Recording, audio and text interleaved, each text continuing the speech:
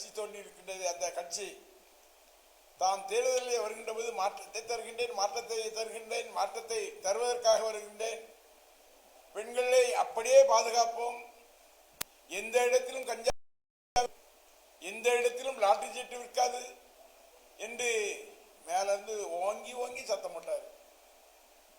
ஆனால் இன்றைக்கு நம்முடைய பகுதியிலே, ஏரல் பகுதியிலே நடந்திருக்கின்ற ஒரு சம்பவம் இன்றைக்கு எங்களுடைய மாவட்டத்திற்கே பெரிய தலைக்குனிவு தருகின்றது என்று சொன்னால், அந்த கட்சியினுடைய தலைவருக்கு தலை குனிவை தருகின்றதா, அவர் சொல்லை காக்கின்ற குனிவு ஏற்பட்டிருக்கின்றதா என்ற கேள்வியை இன்றைக்கு தூத்துக்குடி தெற்கு மாவட்ட திராவிட முன்னேற்ற கழகத்தின் சார்பாக நாங்கள் கேட்க விரும்புகின்றோம்.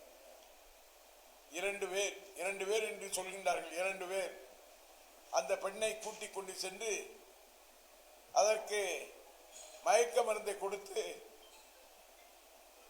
அதை மானபங்கப்படுத்தியிருக்கின்றார்கள் என்று சொன்னால், இது கடுமையாக நடவடிக்கை எடுக்கக்கூடிய ஒரு வகையில் இன்றைக்கு நடந்திருக்கின்றது.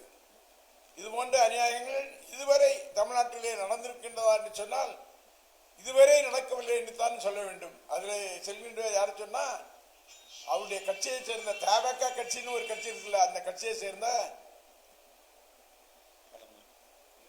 பாலமுருகன் என்பவர். அவர் என்ன பொறுப்பு? பாலமுருகன் இளைஞரணியுடைய துணை அமைப்பாளர். இன்னொருத்தர் ஜெயபால். இந்த இவர்கள்லாம் என்ன தொழில் பண்ணாங்க தெரியுமா? என்ன தொழில் செய்துகிட்டு இருந்தாங்க தெரியுமா? ஏரல் பகுதியில் லாட்டரி சீட்டு, கள்ள லாட்டரி சீட்டு வியாபாரங்களை செய்து வருகின்ற ஒரு கும்பலோடு சேர்ந்து லாட்டரி சீட்டு வியாபாரம் செய்து கொண்டிருக்கின்றவர். நான் லாட்டரி சீட்டு வியாபாரத்தை பற்றி சொல்கிறேன் என்று சொன்னால், ஒரு சட்டமன்ற உறுப்பினர் அந்த லாட்டரி சீட்டை விற்பனை செய்தார் என்று நான் குற்றச்சாட்டவில்லை. ஆனால் அவரோடு சேர்ந்து தொழில் செய்தவர்கள் தான் இவர்கள் என்பதை இன்றைக்கு இருக்கின்ற ஏரல் பகுதியினுடைய மக்கள், சிறுவண்டம் பகுதியில் இருக்கின்ற மக்கள் இன்றைக்கு தெளிவாக அவர்களோடு தொழில் செய்தவர்கள், அவர்களோடு கள்ள லாட்டரி வியாபாரம் செய்தவர்கள், கஞ்சா வியாபாரம் செய்தவர்கள் இந்த செயலை செய்திருக்கின்றார்கள். இதற்கு தாவாக்க இருக்கிற ஓங்கி ஓங்கி சத்தம் போடுறாரு ஒருத்தர், அர்ஜுன் யாதவா, அவருக்கு பதில் சொல்வாரா? இருக்கு இதை தெளிவு பண்ணுவாரா? இனிமே இந்த நாட்டை திருத்த போறங்கிற மாதிரி சொல்லிட்டு இருந்தாங்களே. இன்னைக்கு சொல்றேன், தேர்தல் வருகின்றது, 5 தேர்தல் வருகின்றது.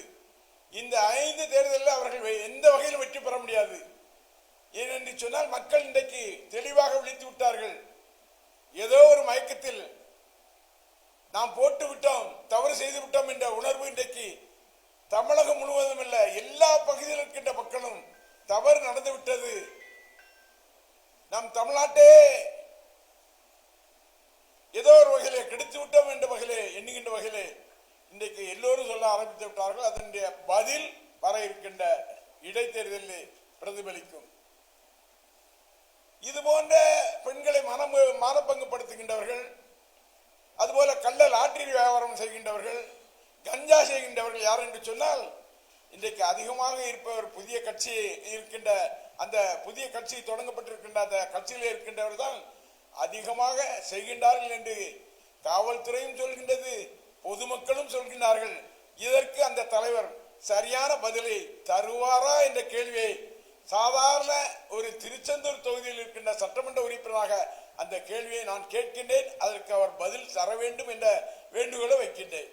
பிளே ஸ்டோர் மற்றும் ஆப் ஸ்டோரில் இருந்து பாலிமர் செயலியை QR கோடு மூலம் பதிவிறக்கம் செய்யுங்கள்.